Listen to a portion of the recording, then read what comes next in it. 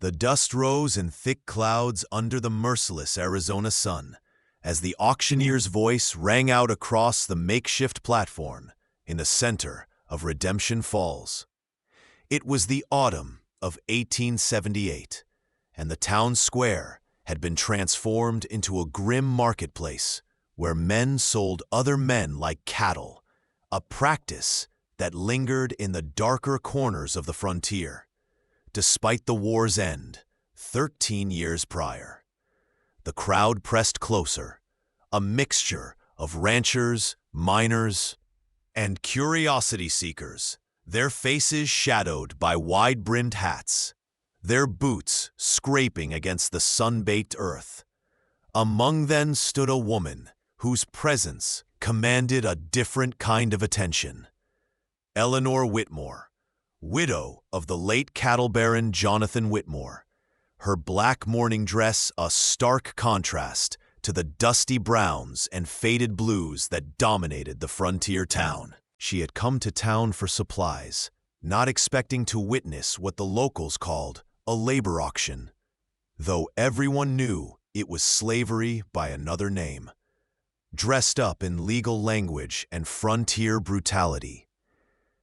After completing that opening, I'd like to kindly invite you to subscribe to the channel and let us know in the comments which city you're watching from. Your support helps us continue bringing these powerful stories from the Old West to life. The man on the auction block was unlike anything Eleanor had ever seen in her 32 years of life. He stood nearly 6.5 feet tall, with shoulders that seemed carved from the very mountains that ringed the valley. His chest broad as a bull's, and arms thick with muscles that rippled beneath sun-darkened skin, covered in scars that told stories of violence and survival.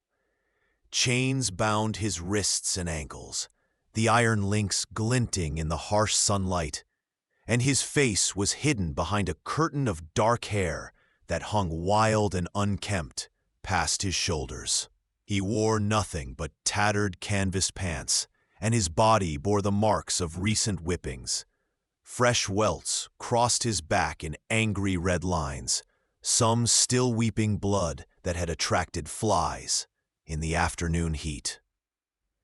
The auctioneer, a thin man with a pencil mustache named Cyrus Blackwell, wielded a long leather whip that he cracked near the captive's feet whenever the man failed to turn quickly enough for the potential buyers to inspect him from all angles. "What am I bid for this prime specimen of manual labor?" Blackwell called out, his voice carrying the practiced enthusiasm of a man who had sold everything from horses to humans. Strong as 3 oxen, this one found him living wild in the Superstition Mountains, more animal than man. The prospectors who captured him say he killed a grizzly bear with his bare hands. Can you imagine the work this beast could do on your ranch, in your mine, clearing your land? The crowd murmured, some with interest, others with the kind of morbid fascination people reserve for circus freaks and condemned prisoners. Eleanor felt something stir in her chest, an emotion she couldn't quite name. Not pity exactly, though there was compassion there, but something deeper, something that connected to the loneliness that had consumed her since Jonathan's death 6 months earlier.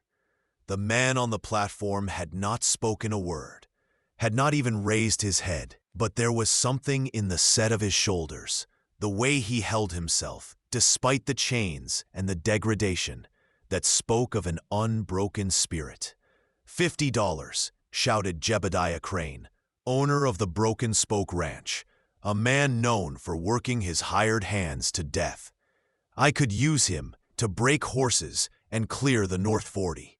Others began to call out bids, the price climbing slowly as men calculated the value of human muscle against the cost of keeping a dangerous captive fed and secured.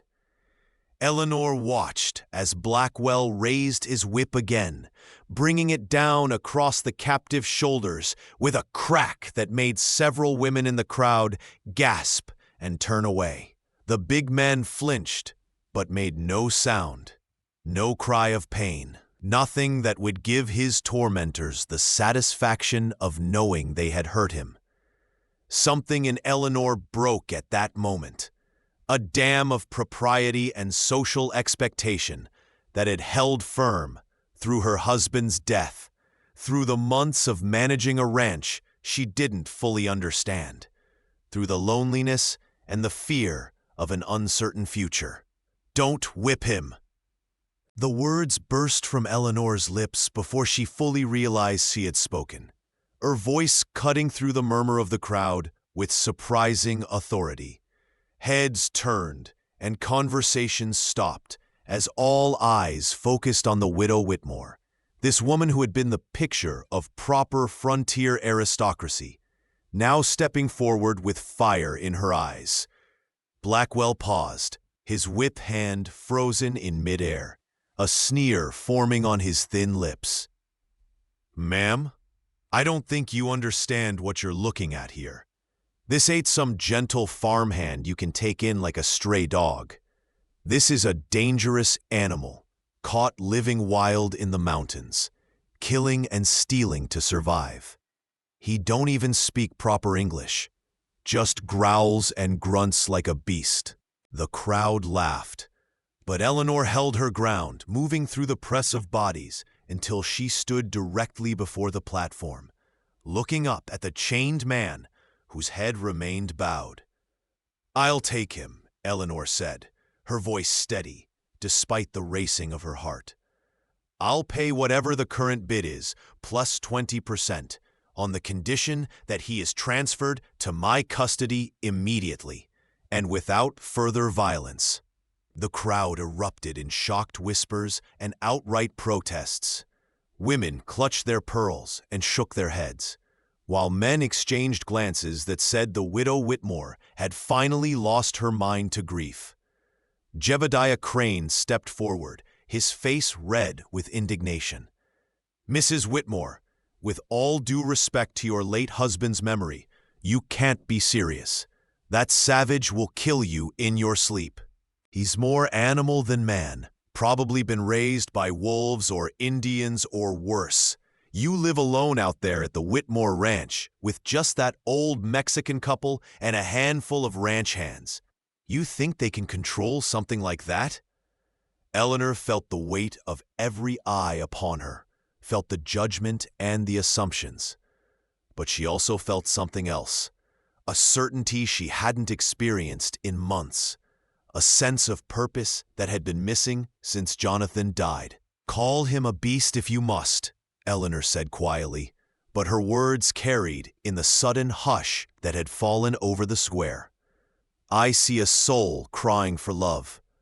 The simplicity of her statement, the raw honesty of it, seemed to stun the crowd into silence. Even Blackwell seemed at a loss for words, his practiced patter failing him in the face of such unexpected sentiment. For the first time since being dragged onto the platform, the chained man raised his head. His face was striking, despite the grime and the tangled beard. Strong features, high cheekbones, and eyes of the most startling pale blue that Eleanor had ever seen. Like chips of winter sky in a face burned bronze by years under the desert sun. Those eyes met hers, and Eleanor saw intelligence there, and pain, and something else that made her breath catch. A desperate, wild hope, like a drowning man catching sight of shore.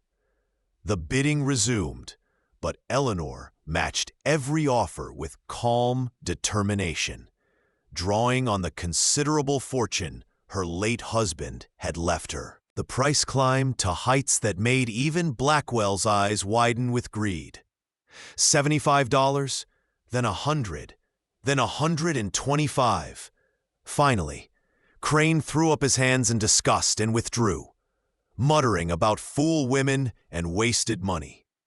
Blackwell called the auction closed, and Eleanor paid in cash from the leather purse she carried, counted out the bills with steady hands, while the townspeople watched in stunned silence. Mrs. Whitmore, the sheriff, a portly man named Thomas Garrett, approached her with concern evident on his weathered face. I have to advise against this. That man, if you can call him that, is dangerous. The prospectors who brought him in said he fought like a demon. Took 4 men to subdue him, and he nearly killed 2 of them with his bare hands before they got him in chains. Eleanor turned to face the sheriff, drawing herself up to her full height, which was considerable for a woman of her era. Sheriff Garrett, I appreciate your concern, but I am quite capable of managing my own affairs and my own property. This man is now legally bound to my service, and I will take full responsibility for his behavior and his well-being. If there are papers to sign, please present them. Otherwise, I would like to take my employee home. The sheriff sighed and nodded to his deputy, who produced a sheaf of legal documents that transferred custody of the captive to Eleanor Whitmore, absolving the town and the prospectors of any future responsibility for his actions. Eleanor signed without hesitation, her signature firm and clear. Eleanor Catherine Whitmore, owner of the Whitmore Ranch, one of the largest cattle operations in the Arizona Territory. Blackwell ordered his men to remove the ankle chains so the captive could walk, but they left the wrist manacles in place, connected by a short chain that kept his hands bound in front of him. As Eleanor turned to lead her new charge from the platform, she caught sight of her own ranch foreman, Miguel Rodriguez, pushing through the crowd with an expression of alarm on his lined face. Miguel had worked for Jonathan Whitmore for 20 years and had stayed on after the old man's death, partly out of loyalty and partly because he had nowhere else to go at his age. "Senora Whitmore," he called out in his accented English. "What have you done? This man, he is not safe. How will we—" Eleanor raised her hand to stop his protests. "Miguel, prepare the old bunkhouse behind the main barn, the one we used to use for seasonal workers. Make sure it's clean and stocked with basic necessities, a bed, blankets, water basin, and clothing. And Miguel, I want all the windows secured with bars, but I want it done respectfully, not like a cage. This man has been treated like an animal long enough." Miguel opened his mouth to argue, looked at the determination in his employer's eyes, and simply nodded, turning to hurry back toward the ranch. The walk through town to where Eleanor's wagon waited was like running a gauntlet of judgment and curiosity. The chained man walked behind her, his head lowered again, his bare feet leaving prints in the dust beside the rustle of her black skirts. People lined the wooden sidewalks, staring and whispering, some crossing themselves as if warding off evil, others shaking their heads at the folly of a grief-stricken widow. Eleanor ignored them all, her spine straight, her gaze fixed ahead. When they reached her wagon, a sturdy buckboard with good springs and a team of matched bays, she turned to face the man who now stood silently waiting for instruction. Up close, the sheer size of him was even more impressive, and Eleanor had to tilt her head back to meet those startling blue eyes. She saw the wariness there, the confusion, as if he couldn't quite believe what was happening, couldn't understand why anyone would pay good money for a man everyone called a beast. "Can you understand me?" Eleanor asked softly, searching his face for comprehension. For a long moment, there was no response, and she wondered if Blackwell had been right, if this man had truly lost the ability to speak, had truly become more animal than human during his years in the wilderness. Then, slowly, almost imperceptibly, he nodded. His voice, when it finally came, was rough from disuse, barely more than a whisper, but it was unmistakably human. "Yes, ma'am." The words were heavily accented, though Eleanor couldn't quite place the origin. Somewhere European, perhaps, overlaid with years of English, learned for rough prospectors and mountain men. "What's your name?" she asked, and she saw something flicker in his eyes.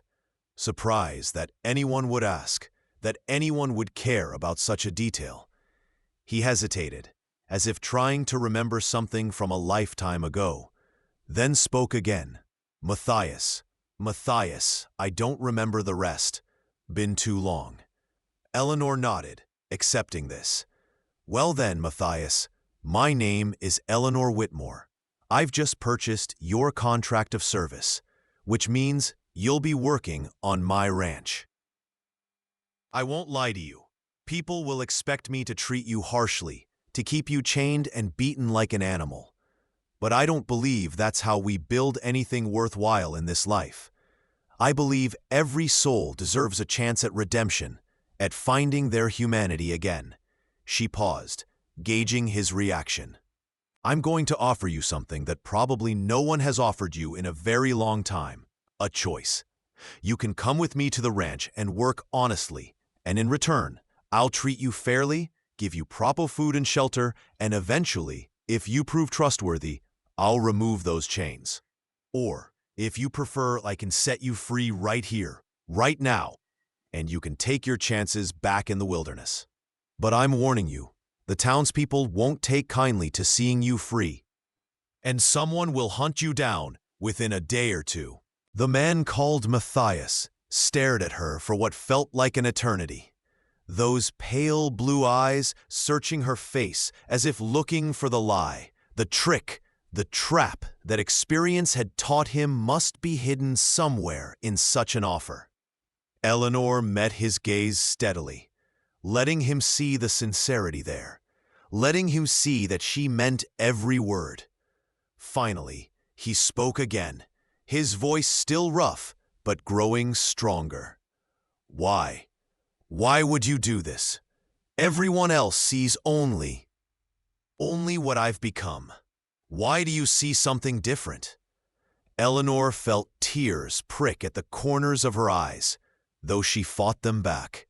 How could she explain to this broken man that she recognized the same brokenness in herself, that she saw in him the same isolation and loss that she had felt every day since her husband's death? How could she make him understand that saving him might be the only way she could save herself? "Because," Eleanor said simply, "when I look at you, I see someone who has forgotten what it means to be treated with kindness and respect. And when you look at me, I suspect you see a woman who has forgotten what it means to truly live rather than just survive. Perhaps we can help each other remember."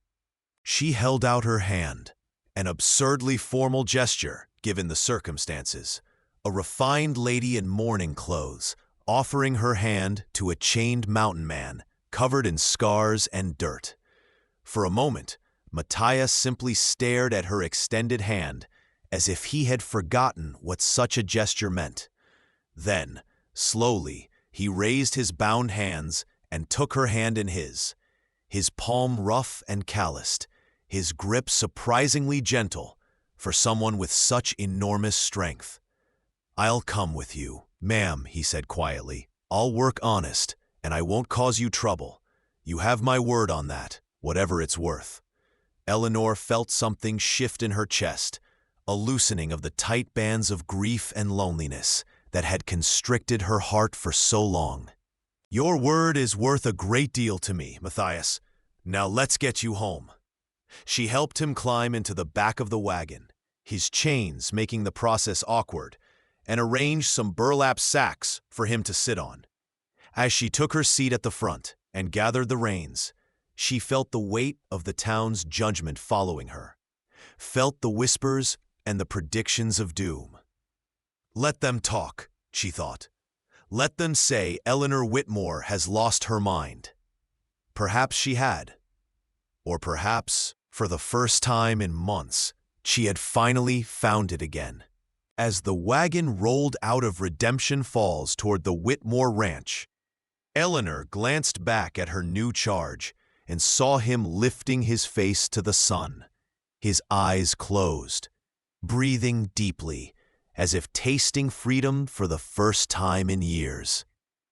The journey to the Whitmore Ranch took nearly 2 hours, the wagon following a well-worn trail that wound through scrubland dotted with sage and mesquite, gradually climbing toward the foothills where Jonathan Whitmore had established his cattle empire 30 years earlier. Eleanor drove in silence, allowing Matthias time to adjust to his new circumstances, occasionally glancing back to check on him.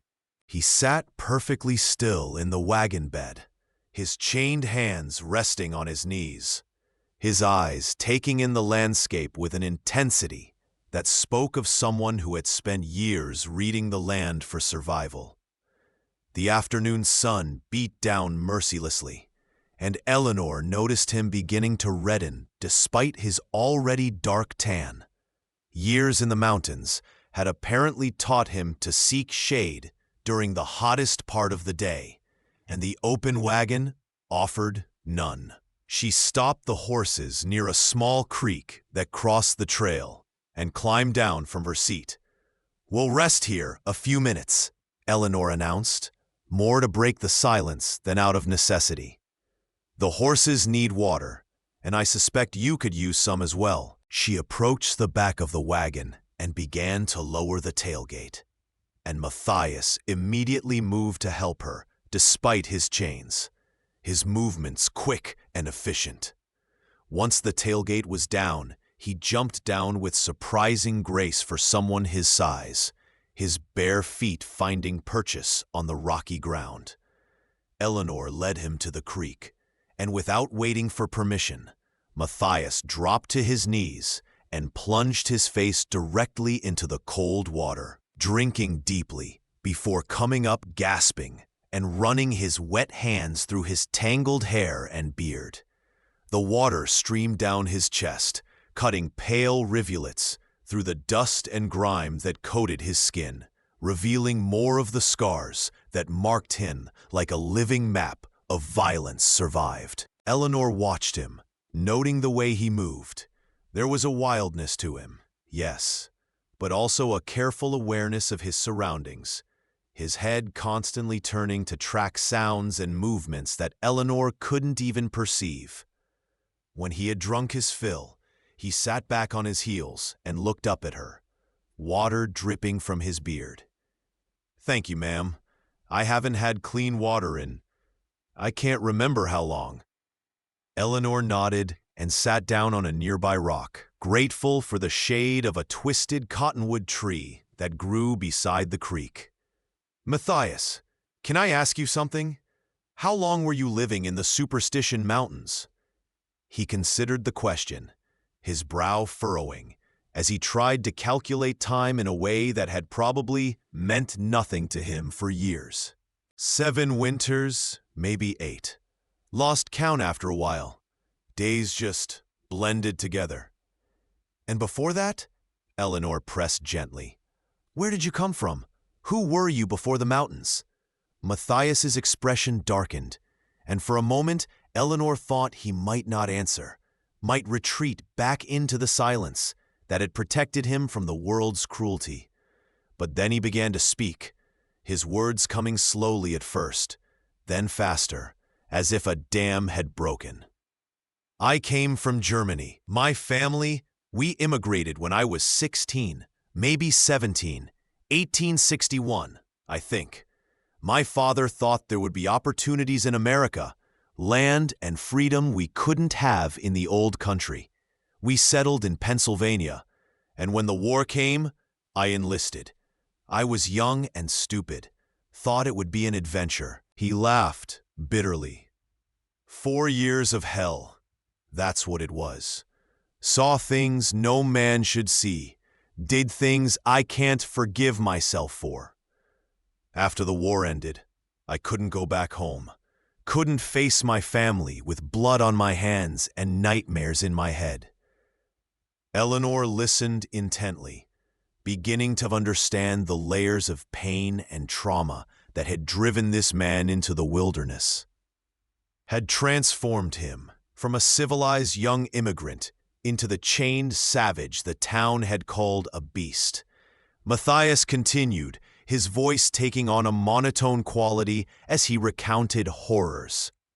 Came west, like so many others, looking for gold, looking for something to fill the emptiness inside. Found neither, worked in the mines for a while, but the darkness underground, the closed spaces, reminded me too much of being trapped in trenches with dead men's blood soaking into the earth. Started having episodes, violent ones. Hurt some men without meaning to. Had to run before they hang me. He paused, his chained hands clenching into fists. Went higher and higher into the mountains, away from people, away from civilization. Thought if I was alone, I couldn't hurt anyone. Lived like an animal because it was easier than trying to be a man.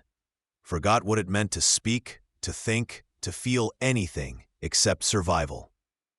The rawness of his confession struck Eleanor deeply, and she found herself reevaluating her impulsive decision to purchase his contract. She had seen a soul crying for love, as she'd told the crowd, but she hadn't fully understood the depth of damage that soul had endured.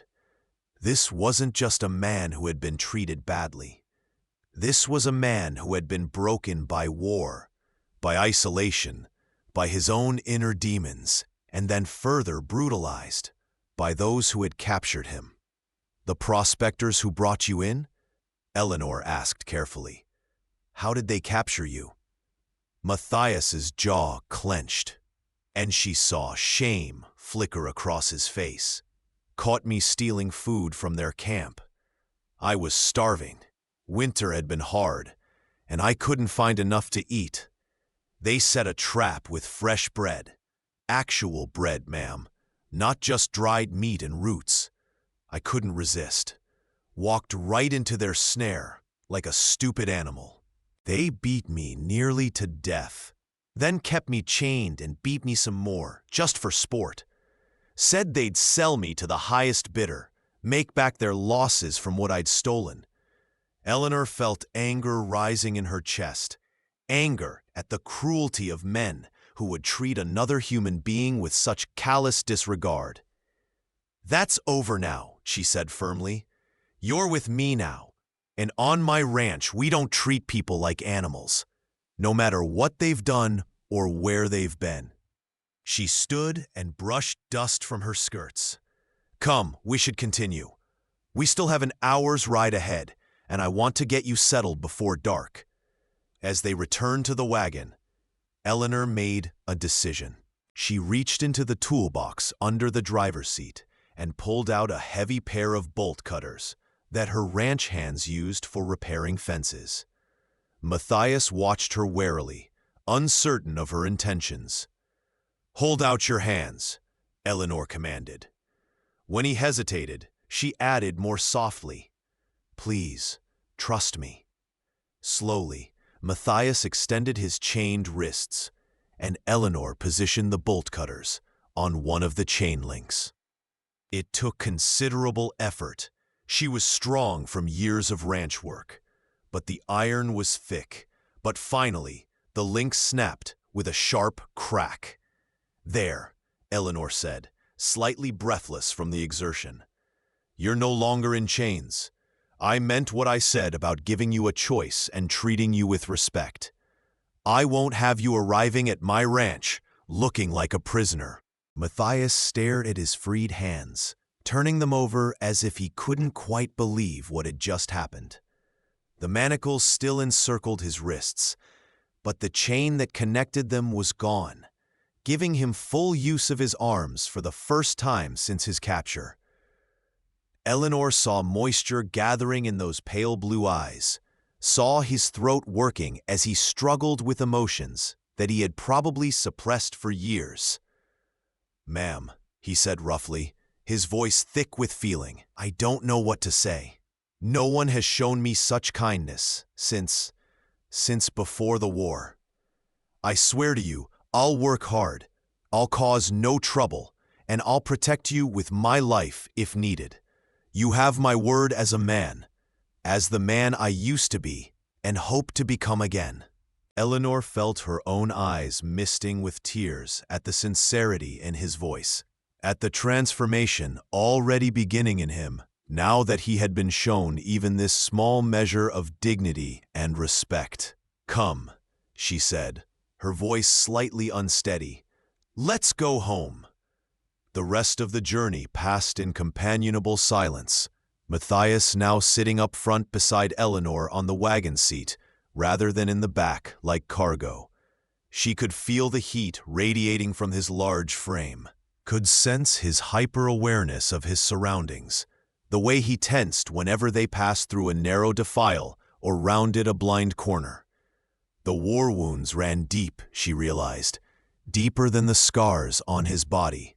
When the Whitmore Ranch finally came into view as they crested a rise, Eleanor felt a surge of pride at the sight.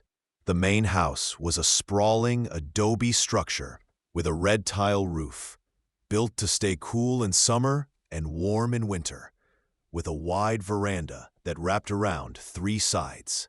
Behind it stood the barn, a massive timber structure that could house 30 horses, and beyond that, corrals, outbuildings, bunkhouses, and the various structures needed to run a successful cattle operation. "This is your home?" Matthias asked, and Eleanor heard the awe in his voice. "It's beautiful, like a dream of civilization in the middle of all this wilderness." Eleanor smiled slightly. "My late husband built it over 30 years. He arrived here with nothing but a wagon, a tent, and 20 head of cattle. By the time he died, we had over 5,000 head and employed 30 men. It's more than I can properly manage alone, if I'm honest, but I'm learning." As they approached the main compound, Eleanor saw Miguel and his wife Rosa emerging from the house, along with several ranch hands who had been working nearby. All of them stopped and stared at the sight of the widow Whitmore, returning with the mountain savage sitting beside her on the wagon seat. Unchained and apparently calm, Miguel hurried forward, his face a mask of concern and barely concealed disapproval. "Senora, the bunkhouse is prepared as you requested, but I must tell you, the men are concerned. They have heard stories about this one, about his strength and his violence. They fear—" Eleanor raised her hand to cut off Miguel's protests. "The men will have nothing to fear as long as they treat Matthias with the same respect they show any other worker on this ranch. He is not a slave, not a prisoner, not a beast. He is an employee, and he will be treated accordingly. Is that understood?" Miguel looked at Matthias, then back at Eleanor, and something in his employer's expression must have convinced him that argument was futile. "Sí, señora, as you wish, but I will be watching him closely, for your safety." Eleanor nodded, accepting this compromise. She turned to Matthias, who had climbed down from the wagon and stood uncertainly beside it, clearly overwhelmed by the attention and the unfamiliar environment after years of solitude in the mountains. "Rosa," Eleanor called to Miguel's wife, a round, motherly woman who had been with the Whitmore household for 2 decades. "Would you please prepare a bath and find some of Mr. Whitmore's old clothes? I think they'll fit Matthias reasonably well." Rosa's eyes widened at being asked to attend to the savage, but she was too well trained to argue with her employer. She nodded and hurried back toward the house, muttering prayers in Spanish under her breath. Eleanor led Matthias toward the bunkhouse that Miguel had prepared, aware of the eyes watching them from every corner of the compound. The building was small but sturdy, built of adobe like the main house, with a single room that contained a narrow bed, a washstand, a small table and chair, and little else. The windows, as Eleanor had requested, had been fitted with iron bars, though she had made sure they were decorative rather than prison-like. "This is your quarters," Eleanor explained as they stepped inside. "I know the barred windows might seem like a cage, but they're for your protection as much as anyone else's. Some of the men might be tempted to cause you harm if they thought you were completely vulnerable. Once you've proven yourself trustworthy, we can discuss removing them." Matthias nodded slowly, taking in the simple but clean space. To Eleanor's surprise, she saw tears streaming down his face, cutting clean trails through the dust and grime that still coated his cheeks. "Ma'am," he said, his voice breaking, "this is more than I ever dreamed I'd have again. A real bed, a roof, 4 walls that aren't a cave or a mine shaft. I don't know how to repay such kindness." Eleanor felt her own throat tighten with emotion. "You repay it by honoring your word, by working hard, and by allowing yourself to remember what it means to be human, rather than just survive like an animal. That's all I ask." Rosa arrived with buckets of hot water and clean clothes, setting them on the table before hurrying back out, clearly uncomfortable in the presence of the mountain man. Eleanor moved toward the door to give Matthias privacy, but paused in the doorway. "Clean yourself up, put on the clothes, and when you're ready, come to the main house for supper. We eat at sunset. And Matthias?" He turned to look at her, those startling blue eyes fixed on her face. "Welcome home." As Eleanor walked back toward the main house, she felt exhausted, but also more alive than she had felt in months. She had acted on impulse, on feeling, rather than logic. And while everyone around her thought she was insane, she knew in her heart that she had done the right thing. That man, that broken, traumatized man, deserved a chance to reclaim his humanity. And in helping him do so, perhaps she would reclaim her own joy in living.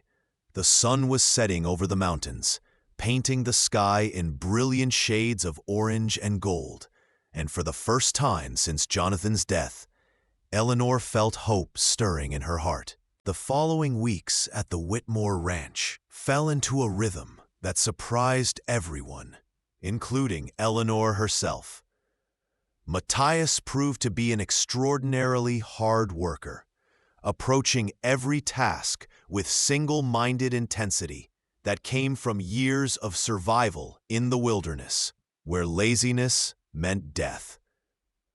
He was assigned initially to the most menial labor, mucking out stables, repairing fences, hauling water, tasks that kept him away from the main work crews, who remained deeply suspicious of the former mountain savage. Eleanor watched him carefully, from a distance, noting how he moved, how he interacted with the animals, how he responded to instruction. What she observed both troubled and intrigued her. The man was clearly intelligent, despite his years of isolation, quickly mastering tasks after seeing them demonstrated only once.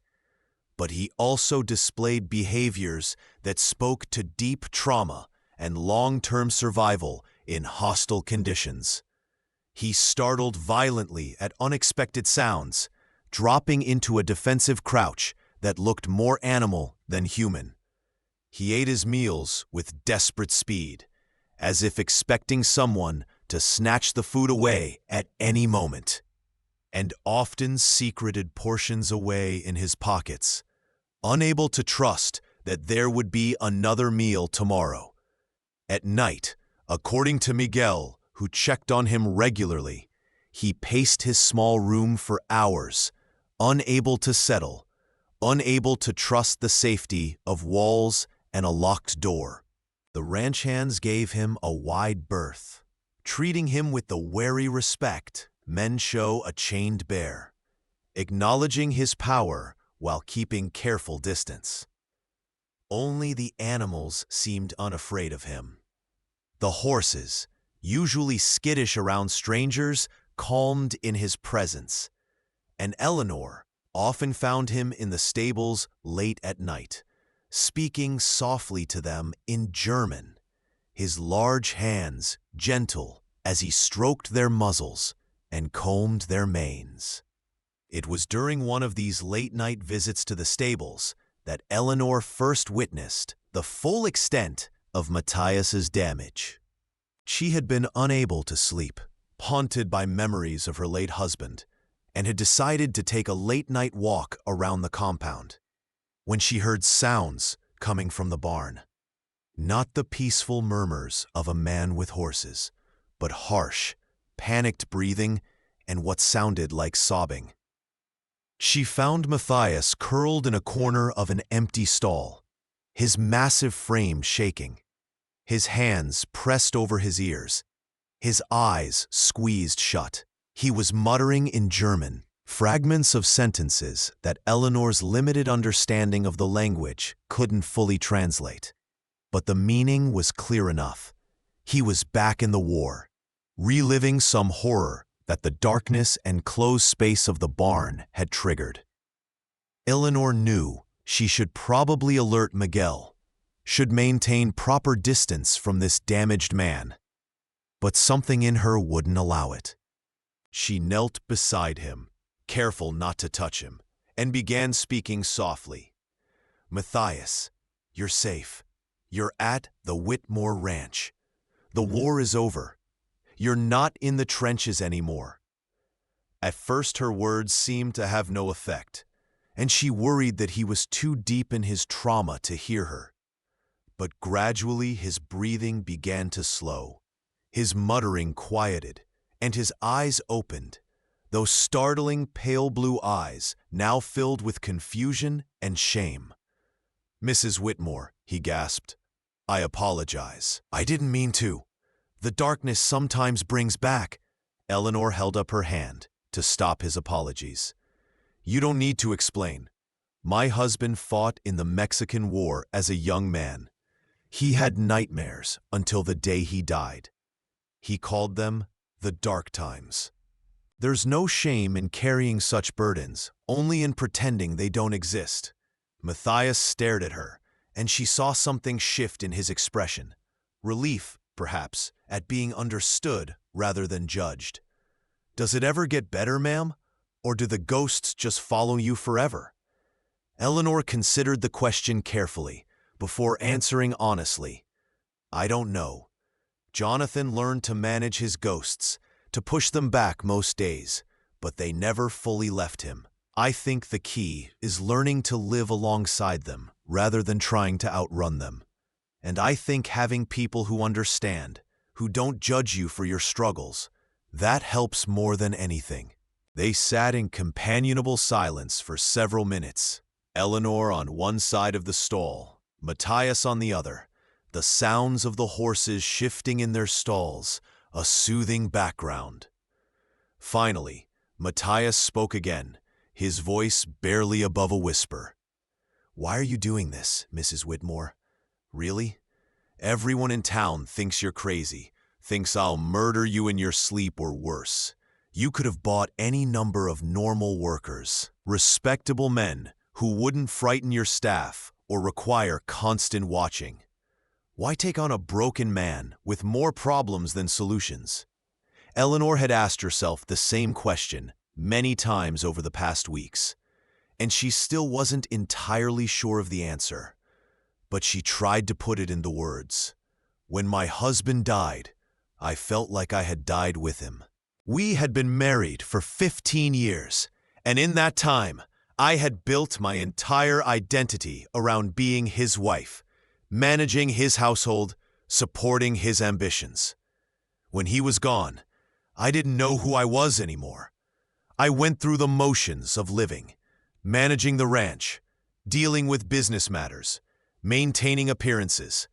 But inside, I felt hollow, like a shell of a person going through meaningless rituals. Then I saw you on that auction block, chained and beaten, being sold like livestock. And I saw something I recognized.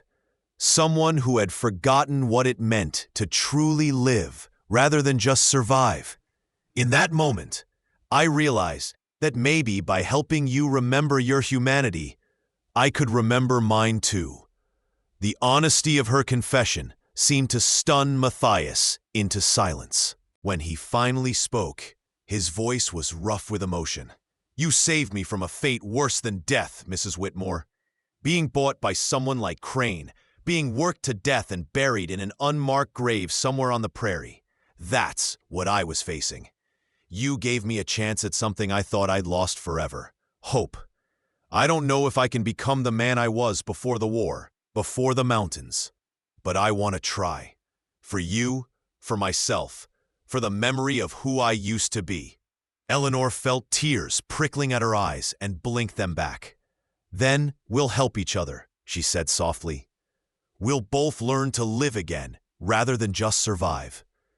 From that night forward, something changed between Eleanor and Matthias. The relationship remained proper. She was still Mrs. Whitmore, the ranch owner, and he was still her employee. But there was an understanding between them now, a mutual recognition of shared damage and shared determination to heal. Over the following weeks, Eleanor began to see real changes in Matthias. He still had bad nights, still carried the weight of his trauma, but he was learning to manage it better.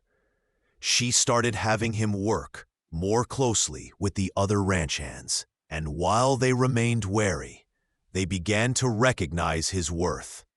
He could outwork any 3 men combined, could handle the most difficult horses with surprising gentleness, and showed a natural aptitude for reading the land and the weather that came from his years surviving in the wilderness.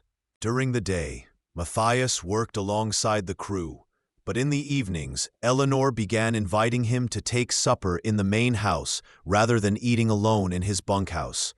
Rosa was scandalized at first, but Eleanor was firm, and gradually it became routine. During these meals, Eleanor and Matthias talked about everything: his childhood in Germany, his family whom he hadn't seen in over a decade, his experiences in the war that had broken him, and Eleanor's own story of coming west as a young bride, of building a life with Jonathan, of learning to run a ranch in a man's world. As spring turned to summer, the ranch became a place of tentative healing for both of them. Eleanor found herself looking forward to their evening conversations, found herself watching for Matthias during the day, noticing how he moved, how he smiled when he thought no one was watching, how gentle he was with anything weaker or smaller than himself. She began to see not just the broken soldier or the mountain savage, but the man underneath, intelligent, thoughtful, surprisingly educated given his rough exterior, and capable of a tenderness that seemed at odds with his enormous physical strength. For his part, Matthias seemed to unfold like a flower that had been kept in darkness, slowly opening to the light of human connection and kindness. His hair, once wild and tangled, was now neatly trimmed. His beard was shaped and clean. The scars on his body remained, but they seemed less prominent now that he stood straighter, held his head higher, met people's eyes rather than staring at the ground. The turning point came one hot afternoon in July, when a band of rustlers hit the southern range, making off with nearly 50 head of cattle. Miguel and the ranch hands saddled up immediately to give chase, and Eleanor insisted on going with them, knowing that losing that many cattle could seriously hurt the ranch's finances. Matthias begged to come along, arguing that his tracking skills from his wilderness years could prove valuable. Eleanor hesitated, knowing that arming him and taking him off ranch property might be seen as dangerous foolishness. But something in his eyes, a desperate need to prove himself, to be useful, to protect those who had shown him kindness, convinced her. She nodded, and Miguel grudgingly provided Matthias with a horse and a rifle, though Eleanor noticed the foreman's hand never strayed far from his own weapon, clearly prepared to shoot Matthias if he showed any sign of betrayal. The trail led through rough country, across arroyos and through stands of scrub oak that could hide a dozen men.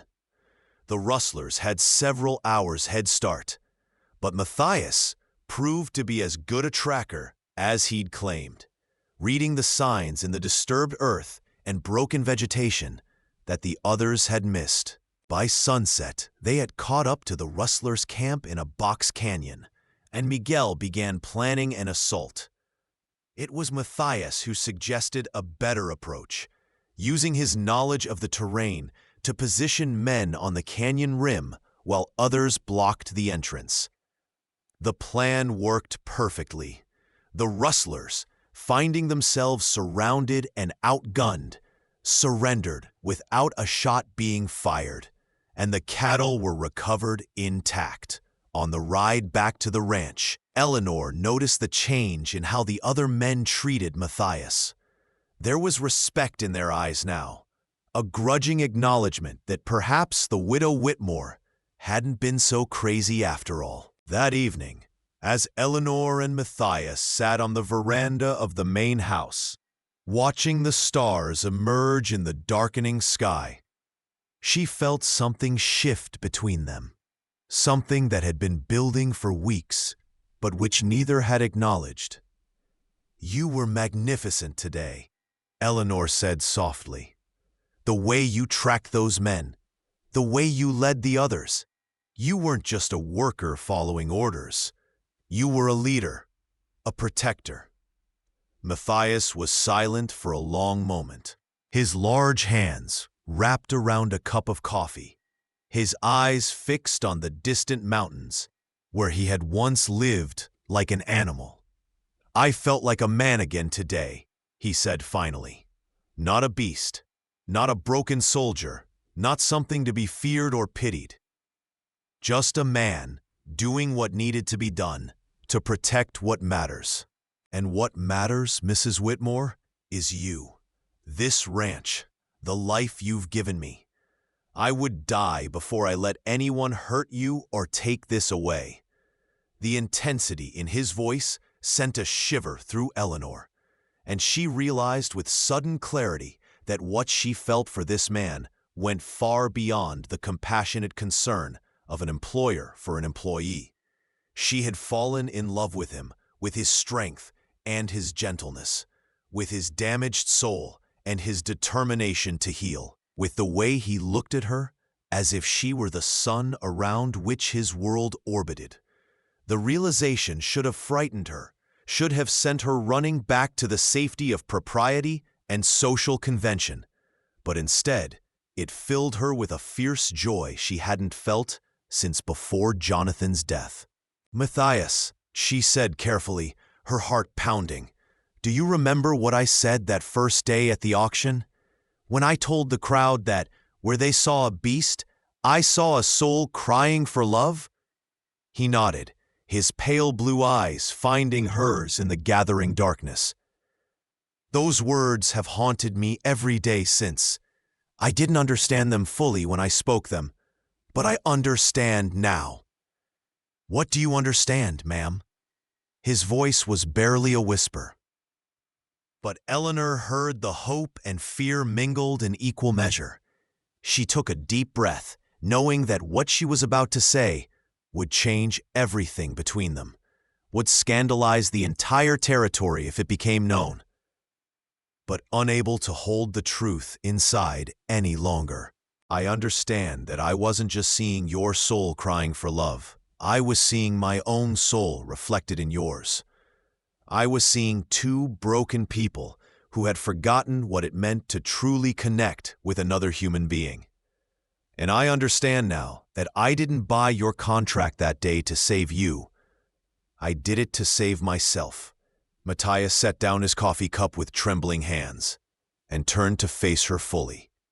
Mrs. Whitmore, Eleanor, I've been afraid to speak, afraid to hope, but I need you to know that you have become everything to me. You are the reason I wake up every morning, wanting to be better than I was the day before. You are the light that guided me out of the darkness I'd been living in for so long. I love you. I've loved you since that first day when you saw me as a man worthy of dignity rather than a beast to be controlled. And I know it's wrong. I know society would condemn us. I know I have no right to speak such words to a woman of your standing, but I can't keep silent any longer. The confession hung in the air between them, and Eleanor felt tears streaming down her face, though she made no move to wipe them away. Everything in her proper upbringing, everything she had been taught about a widow's duty and appropriate behavior, told her to gently but firmly reject his declaration, to re-establish proper boundaries and pretend this conversation had never happened. But Eleanor Whitmore had not built a life on propriety. She had come west as a young bride, had helped her husband carve a ranch out of wilderness, had run that ranch alone after his death, had walked into a crowded town square and bought a man everyone called a savage because her heart told her it was right. She was not going to start living by other people's rules now. I love you too, she said simply, and watched as joy and disbelief warred on Matthias's face. I love you for all the reasons that should make me fear you, your strength, your intensity, your wild past. I love you because you are genuine in a way that so few people are, because you have looked into the darkness and survived, because you treat gentleness and strength not as opposites, but as companions. Matthias rose from his chair and crossed to where Eleanor sat, dropping to his knees beside her chair, so that for once his eyes were level with hers. I'm still broken, he warned her. I still have nightmares. I still carry the war inside me. I'm not the man I was before all that happened, and I don't know if I ever will be. Eleanor reached out and cupped his face in her hands, feeling the roughness of his beard, seeing the scars that marked his skin, knowing all of it, and loving him more, not less, for his honesty. I don't want the man you were before, she said fiercely. That man never would have survived what you've survived, never would have had the courage to rebuild himself from nothing. I want the man you are now, scarred, struggling, but determined to be better. That's the man I love. Matthias pulled her into his arms, and Eleanor felt the strength in his embrace, felt the way he held her, as if she were something precious and fragile, despite his enormous power. They stayed like that for a long time, two broken people finding wholeness in each other's arms. The weeks that followed were challenging, as Eleanor and Matthias navigated their new relationship in the face of social convention and practical concerns. Eleanor was still in mourning, still bound by the expectations of a widow's behavior, and Matthias was still technically her employee, bound to her service by legal contract. They kept their feelings private, at least at first, maintaining proper distance in public, while stealing moments alone whenever possible. But love, once acknowledged, is difficult to hide. And gradually, the ranch staff began to notice the way their employer looked at the former mountain savage. The way he watched over her with protective intensity that went beyond mere employment. Rosa was the first to confront Eleanor about it, approaching her one afternoon as she worked in the ranch office, going over the accounts. "Senora," Rosa said carefully, "forgive me for speaking plainly, but I have served your family for 20 years, and I feel I must say something.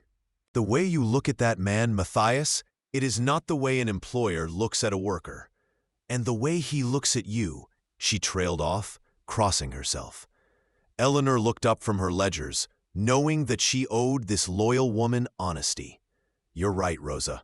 What I feel for Matthias is not appropriate for an employer, or for a widow still in mourning. But I won't apologize for it. Jonathan has been dead for nearly a year now, and while I loved him dearly and always will, he would not have wanted me to spend the rest of my life alone and grieving. Matthias makes me feel alive again, in a way I thought I'd never experience. He is good and kind and honorable, and I don't care what society thinks about our relationship." Rosa shook her head, but Eleanor saw understanding in her eyes, not condemnation. "The town will not be kind, Senora.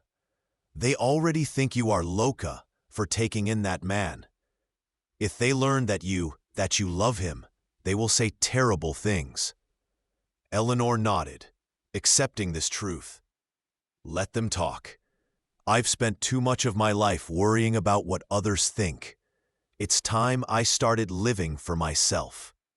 News of their relationship did eventually spread beyond the ranch, carried to town by a disgruntled ranch hand who had been dismissed for mistreating one of the horses and blamed Matthias for his firing. The reaction was exactly as Rosa had predicted: shock, outrage, and gleeful scandal-mongering that provided Redemption Falls with entertainment for weeks. Some of the respectable women of the town made it clear that Eleanor was no longer welcome in their homes or at their social gatherings. The minister preached a sermon about the dangers of improper attachments and the importance of adhering to proper mourning protocols. Several business owners who had dealings with the ranch hinted that they might need to reconsider their relationships if Eleanor insisted on continuing her scandalous behavior.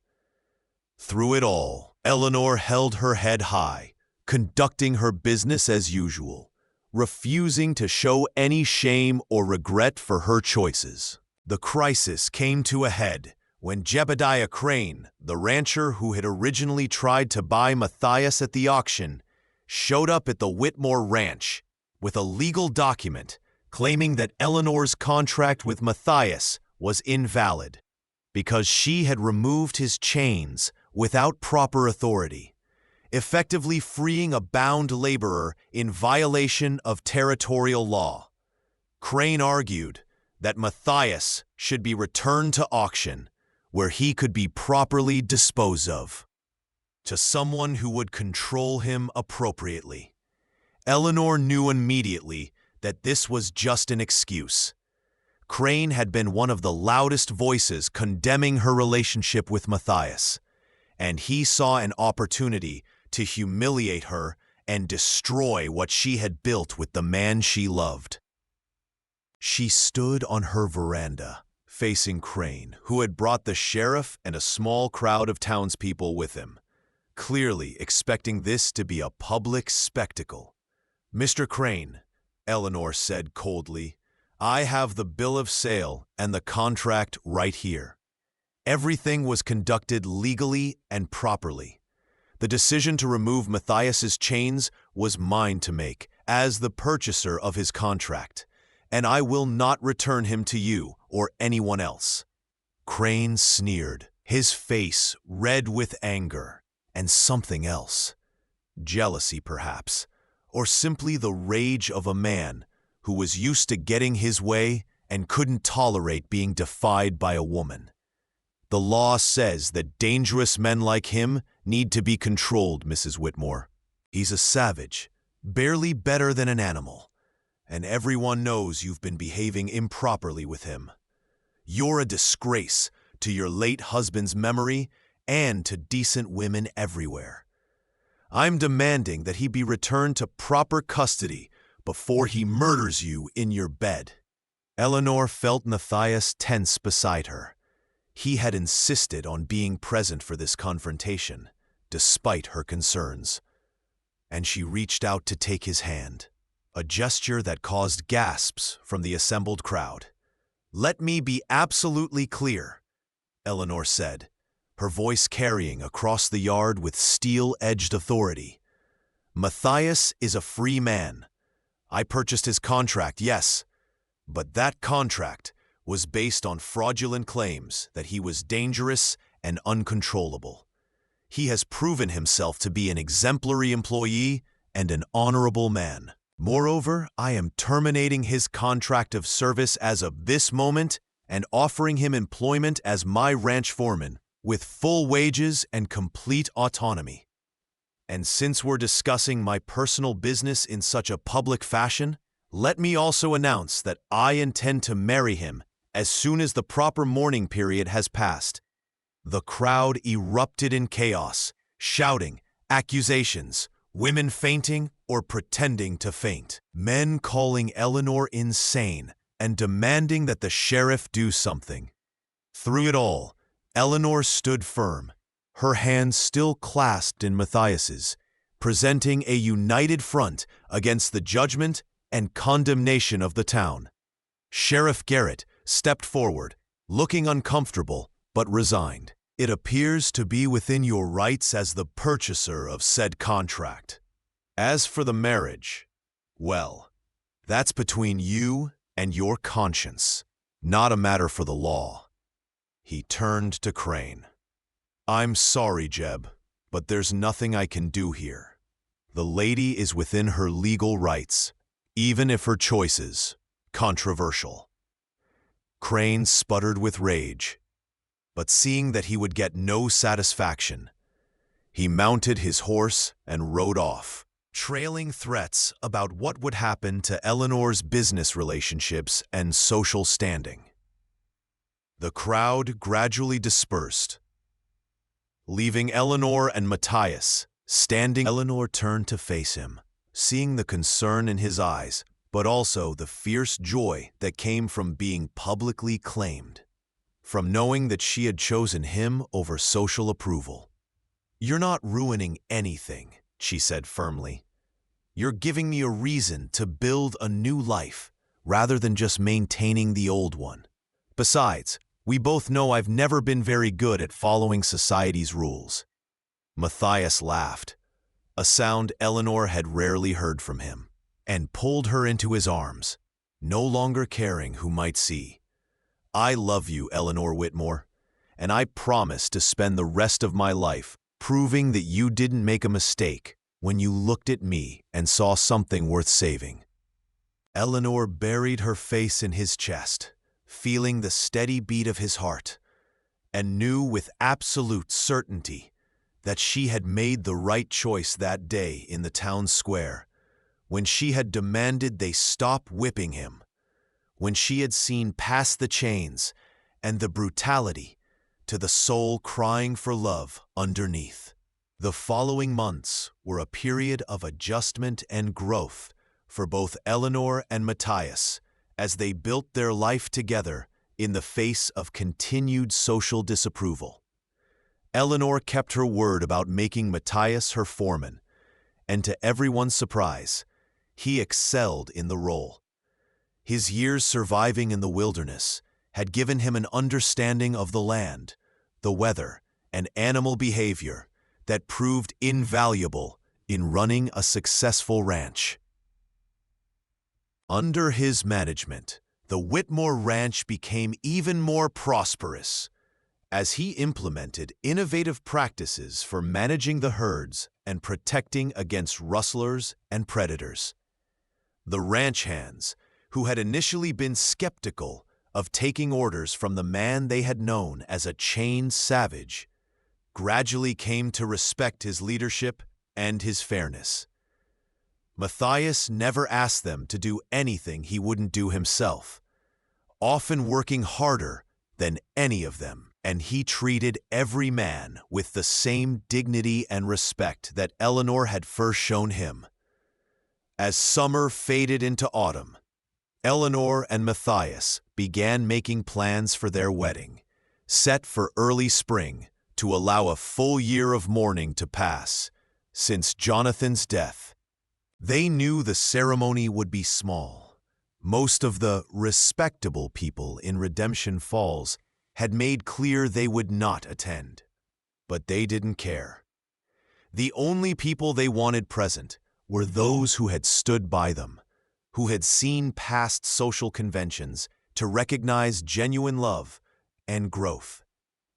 Rosa and Miguel would be there, of course, as would the ranch hands who had learned to respect Matthias, and a few other friends who valued authenticity over appearances. Eleanor began the process of having a new dress made. Not the elaborate white gown of a first wedding, but a beautiful deep blue that reflected the color of Matthias's eyes.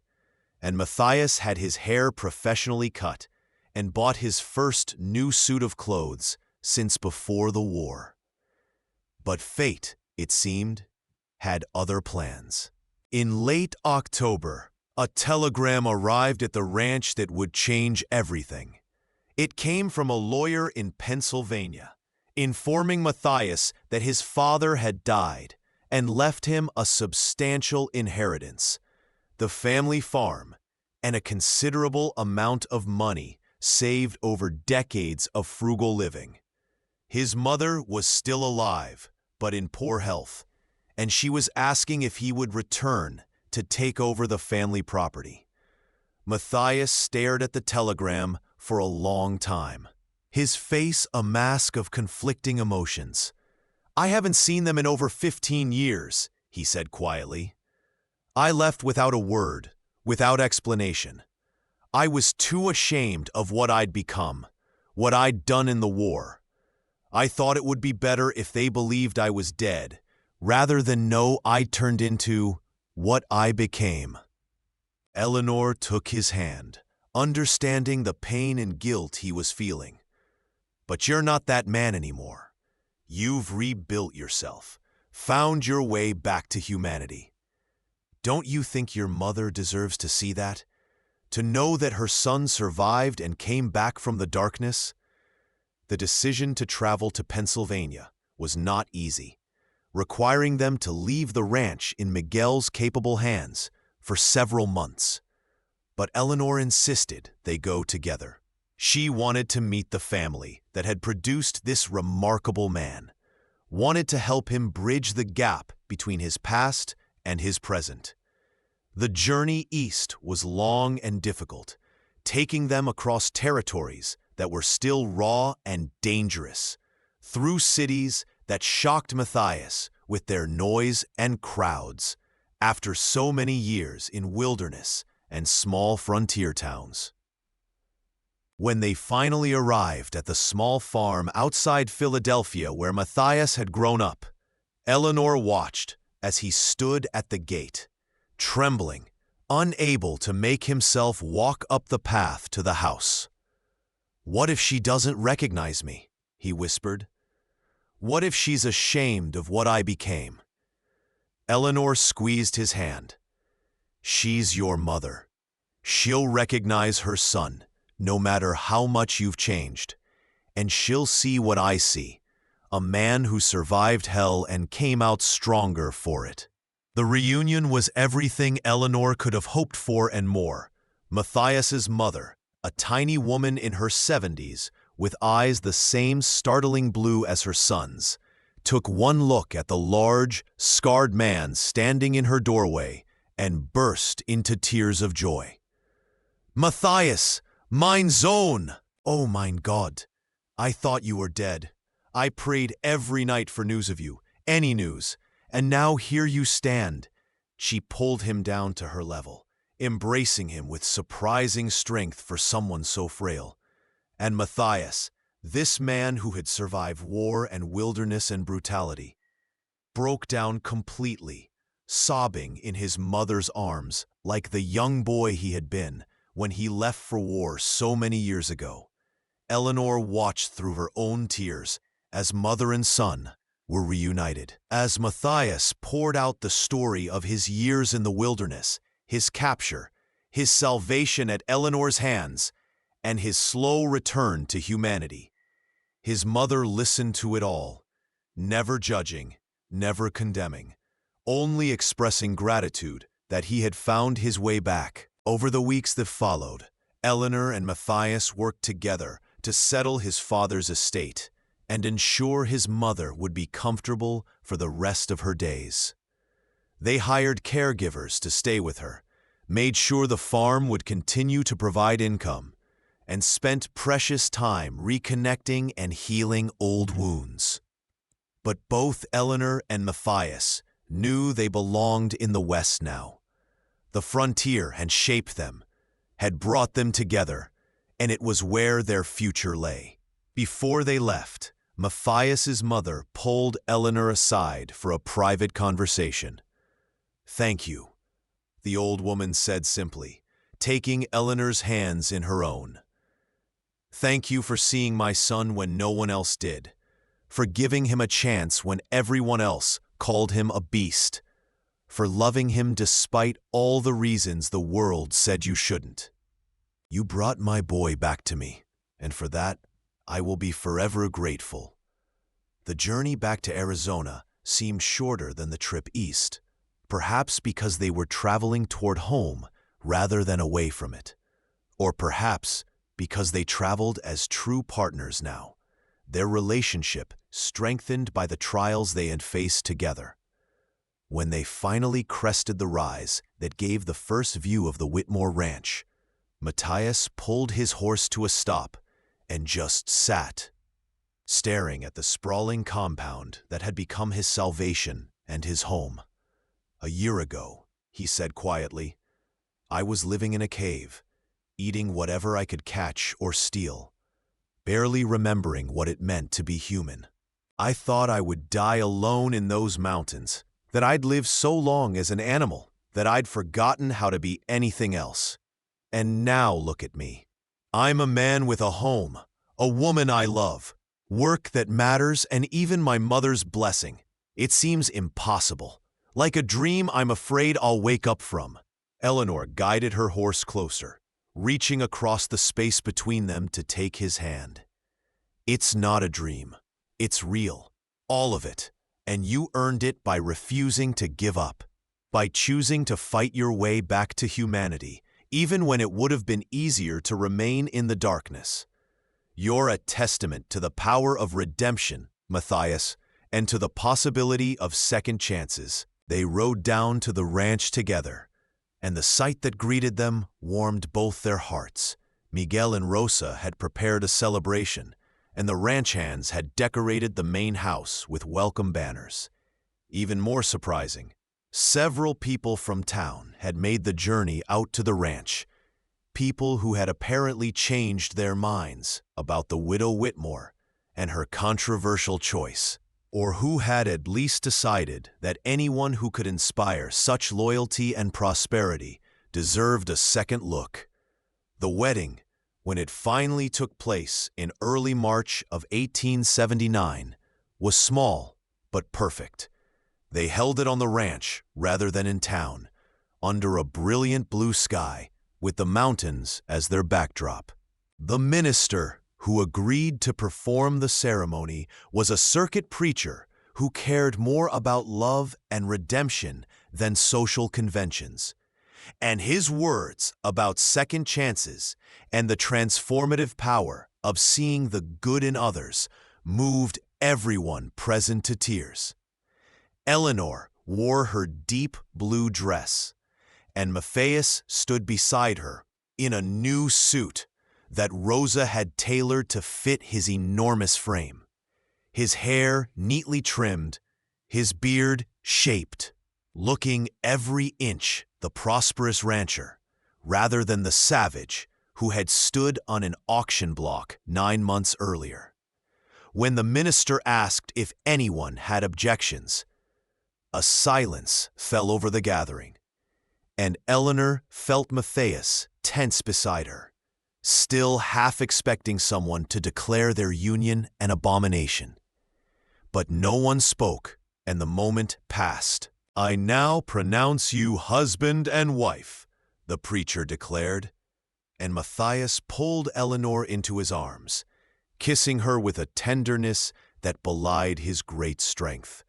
And Eleanor felt complete for the first time since she had stood alone in this same spot, scattering Jonathan's ashes to the wind and wondering how she would survive the loneliness that stretched before her. The celebration that followed was joyous, with food and dancing and toasts to the unlikely couple who had found each other in the most improbable circumstances. As the sun set and the guests began to depart, Eleanor and Matthias stood on the veranda of the main house, their house now, watching the last traces of color fade from the sky. "Thank you," Matthias said softly, pulling Eleanor close against his side. "For everything. For seeing me when no one else did. For refusing to accept what everyone said I was. For loving me despite all the reasons you shouldn't have." Eleanor leaned her head against his chest, listening to the steady beat of his heart. "You don't need to thank me. You saved me just as much as I saved you. When I saw you on that auction block, I was as lost as you were, just better at hiding it. We found each other at exactly the moment we both needed to be found." They stood in comfortable silence for a while, watching the first stars emerge in the darkening sky, both reflecting on the unlikely journey that had brought them to this moment. "Do you ever think about going back?" Eleanor asked. "Back to the mountains, I mean? Do you miss that freedom, that wildness?" Matthias was quiet for a moment, considering the question seriously. "Sometimes I dream about it," he admitted. "The simplicity of survival being the only concern, the absence of social obligations and expectations. But those weren't good dreams, Eleanor. That wasn't freedom. It was escape, running away from pain rather than facing it. This," he gestured at the ranch, at the life they had built together. "This is real freedom. The freedom to choose who I want to be, to work towards something meaningful, to love and be loved in return. That's worth more than any amount of wilderness solitude." Eleanor felt tears gathering in her eyes at the simple profundity of his words. "I love you, Matthias. Not just for who you are now, but for who you're becoming, for the journey you've made, and the journey we'll continue together." He kissed the top of her head, his arms tightening around her. "I love you too, Eleanor. You saw a soul crying for love when everyone else saw only a beast, and in doing so, you taught me to see myself that way too. I'll spend the rest of my life making sure you never regret that kindness."